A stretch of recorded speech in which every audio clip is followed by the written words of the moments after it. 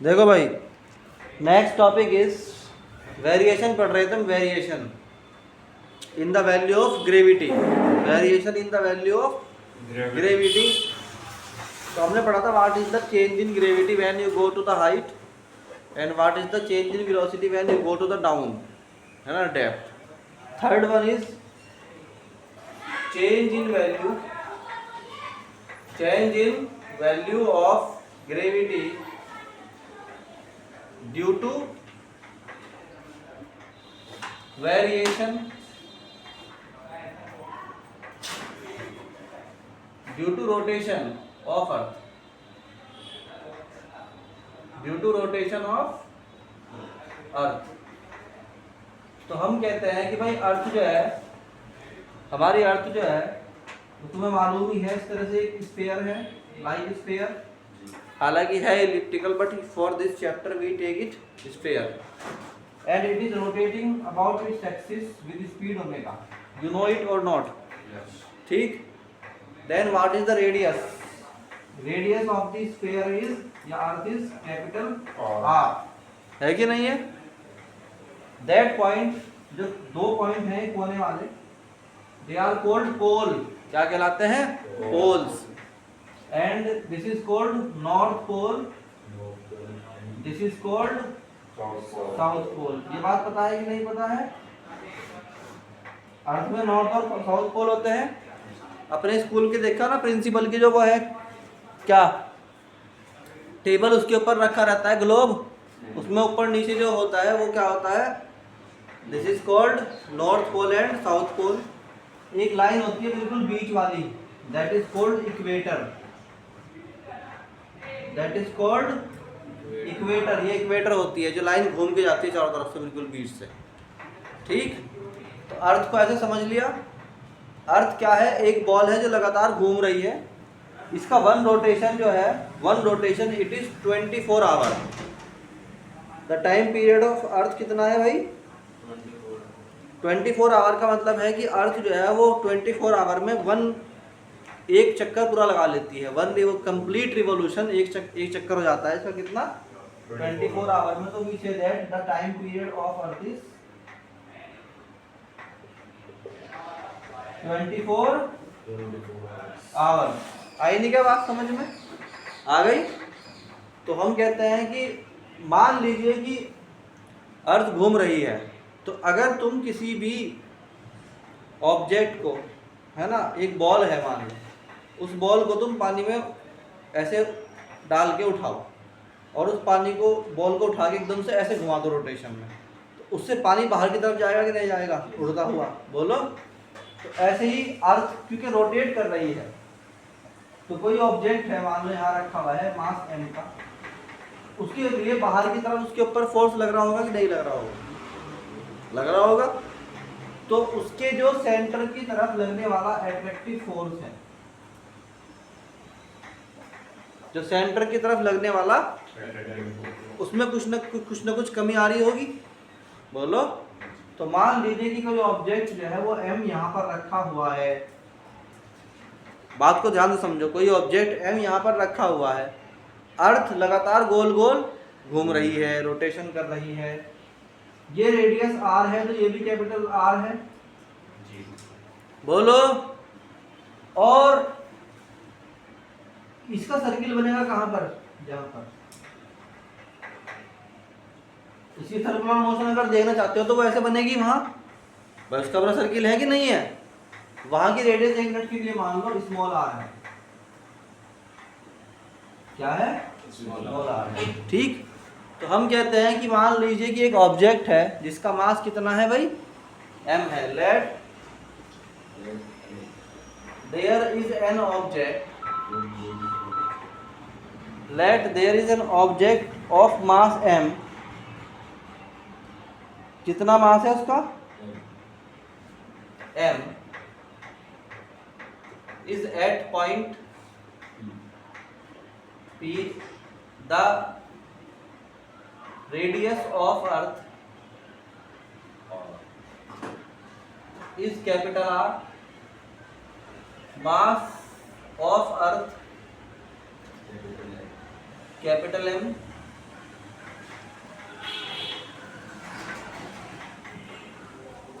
तो हम कहते हैं द मास m, जो मास m है वो कहाँ है, is rotating with earth, rotating with अर्थ। तो भाई जो आदमी यहाँ पर बैठा हुआ है m, और जो यहाँ पर बैठा हुआ है इक्वेटर पे, इन दोनों के लिए दिन तो 24 घंटे का ही होगा। अर्थ पे जितने लोग भी रहते हैं उनके लिए दिन कितने घंटे का होता है। तो सबका जो है ना एंगुलर, या जो उनकी एंगुलर वेलोसिटी है वो क्या होती है, सबकी सेम होती है। इसकी इनकी भी सेम है। जो इक्वेटर बैठा हुआ है उसकी भी क्या है, 24 घंटे का दिन होता है उसका भी। तो रोटेशनल मोशन तो एक ही है सबकी, मगर सर्कुलर मोशन सबकी अलग अलग है। जो इक्वेटर पे है उसके लिए सर्किल बड़ा है, जो पोल की तरफ बैठा हुआ है उसके लिए सर्किल छोटा है। तो जो पॉइंट P पर ये है m, मास m, इसके लिए सर्किल की रेडियस कितनी है, r है। r है कि नहीं है, बोलो। तो जब भी किसी ऑब्जेक्ट के ऊपर फोर्स लगता है, तो जब भी कोई ऑब्जेक्ट सरफेस ऑफ अर्थ पे होता है तो उसके ऊपर अंदर की तरफ फोर्स लगता है, दैट इज mg। पता है तुम्हें इस बात का। जब भी कोई ऑब्जेक्ट रखा हुआ है अर्थ पे तो उसका वेट जो है वो सेंटर की तरफ काम करता है, टुवर्ड द सेंटर। तो ये सेंटर ओ की तरफ काम कर रहा है क्या, mg। इसका वेट काम कर रहा है कि नहीं कर रहा है। और जब कोई भी ऑब्जेक्ट गोल घूमता है किसी भी सर्किल में, ऐसे मान लो m है मास, उसके ऊपर बाहर की तरफ फोर्स लगता है, दैट इज mv²/r। बोलो। तो यहाँ पे क्या हुआ, बाहर की तरफ इसके फोर्स लग गया कितना, mv²/r। This is called centrifugal force. क्या कहलाता है, आई बात समझ में। अब यहाँ से इस लाइन को आगे बढ़ा दो,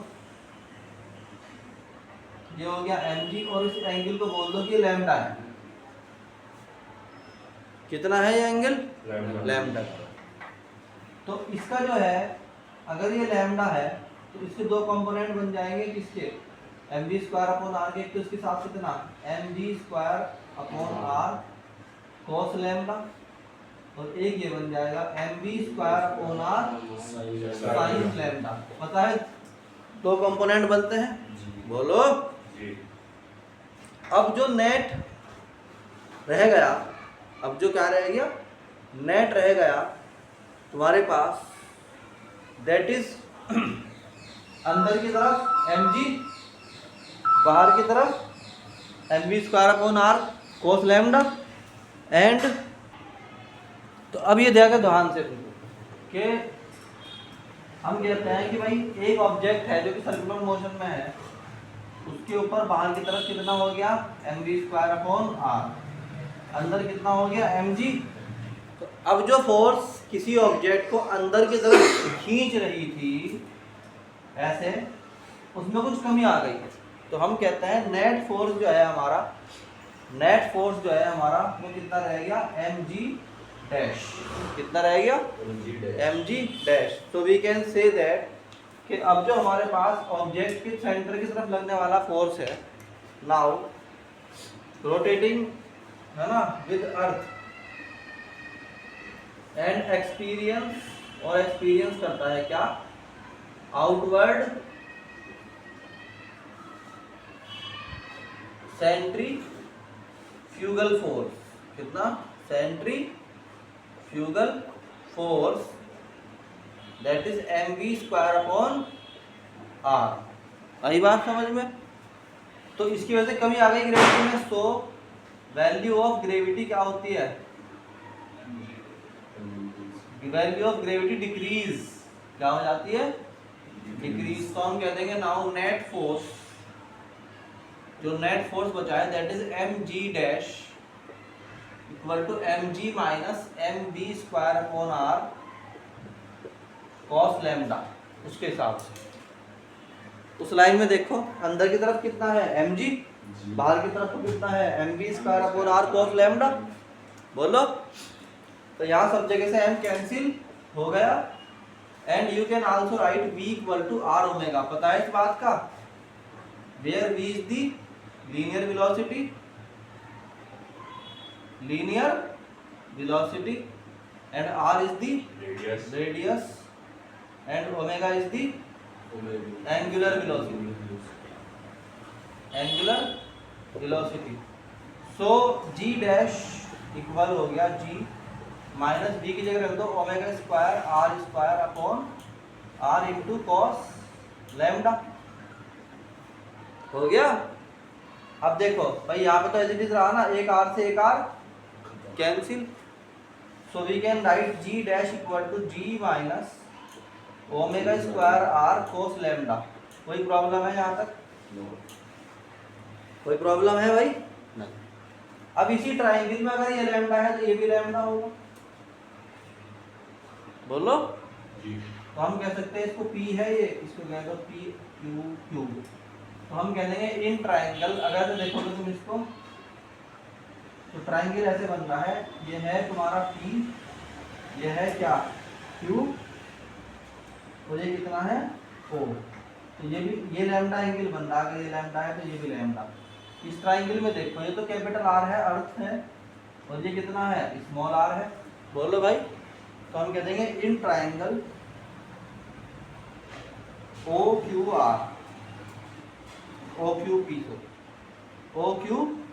इसे we can say that cos lambda equal होता है बेस अपॉन हाइपोटेन्यूज, यानी कि small r upon capital R। So you can write small r equal to capital R cos lambda. ठीक है।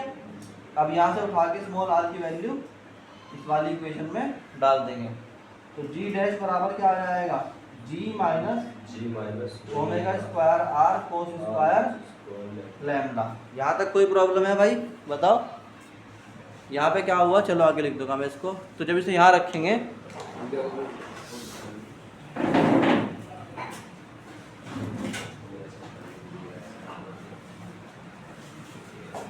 पहले यहाँ तक का नोट कर लो अच्छी तरीके से।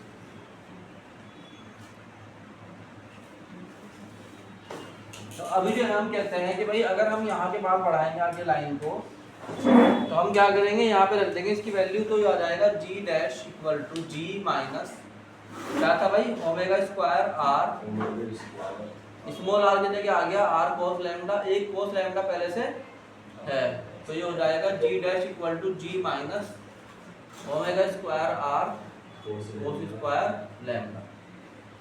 This is the final formula. इस तरह फर्क पड़ता है इसको। आई बात समझ में? अब सवाल यह है कि केस बनेंगे इसके अंदर अलग अलग, ठीक। तो अब ये मोटी मोटी बात तो समझ में आ गई तुम्हारे। अब इसमें ये समझो कि अगर मैं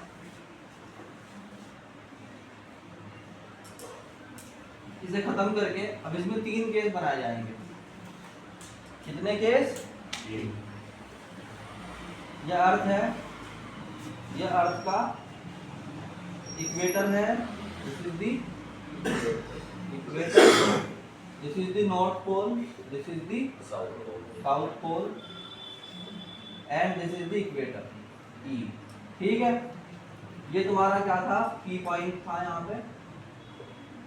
अब सवाल ये है कि वैल्यू ऑफ जी इक्वेटर पे कितनी होगी और वैल्यू ऑफ जी पोल पे कितनी होगी। यहाँ पर हम बोलते हैं कि भाई हमने जो एंगल लिया था वो ये वाला लिया था लैम्डा, तो ये वाला भी क्या है लैम्डा। ठीक है नहीं है? अगर तुम इक्वेटर की बात करोगे, इक्वेटर की, तो हम कह देंगे कि ऑन इक्वेटर, अगर इक्वेटर की बात करोगे, इक्वेटर पर यहाँ पर देखो ध्यान से,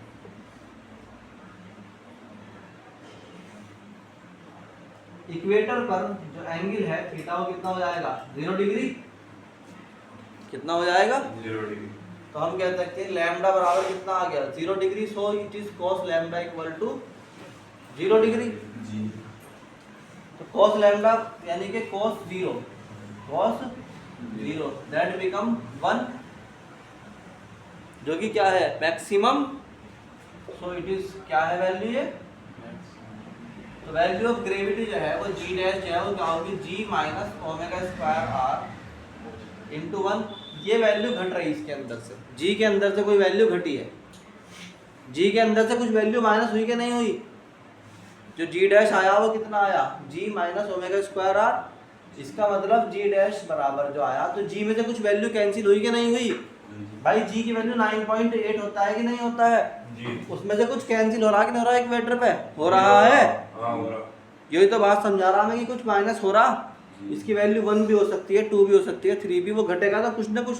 तो जो नेट ग्रेविटी होगी वो कम होगी ज़्यादा होगी इक्वेटर पे? कम होगी कि नहीं होगी, क्योंकि जी की वैल्यू में से कुछ घट गया, माइनस हो गई। तो इस तरीके से हम ये बोलते हैं कि फिलहाल याद रखो कि ये इक्वेटर पे है। ऑन पोल, अगर तुम कोई सी पोल पे जाओगे तो लैम्डा की वैल्यू कितनी होगी? 90। यहाँ देखो ये पोल है तो पूरा एंगल कितने का हो गया? 90 का। अगर ये 90 है तो cos 90 कितना होता है? 0। cos 90 की वैल्यू 0 होती है। So here it becomes cos 90 equal to 0। So g dash equal to g minus omega square r cos square 90। cos 90 की वैल्यू क्या है भाई? 0। So g dash equal to g minus 0। So g dash equal to कितना आ गया? g के। इसका मतलब पोल पर मैक्सिमम है, पोल पर वैल्यू मैक्सिमम और इक्वेटर पे कम से कम है। तो हम कहते हैं कि value of g decrease on going from pole to equator. जब तुम पोल से इक्वेटर की तरफ चलोगे तो तुम्हारी वैल्यू ऑफ ग्रेविटी लगातार कम होती चली जाएगी। एंड g की वैल्यू जो है वो क्या है? Value of g maximum at pole, maximum at pole, और वैल्यू ऑफ g जो है वो क्या है? Minimum at equator. ये याद रखना भाई, maximum at pole and minimum at equator. तो यहाँ पर जो है वैल्यू g की मिनिमम है और यहाँ पर क्या है? मैक्सिमम। चलो भाई आगे समझ में बोलो। सवाल एक और है नया इसके अंदर, वो यह है कि अगर वैल्यू इस तरीके से घटती बढ़ती है,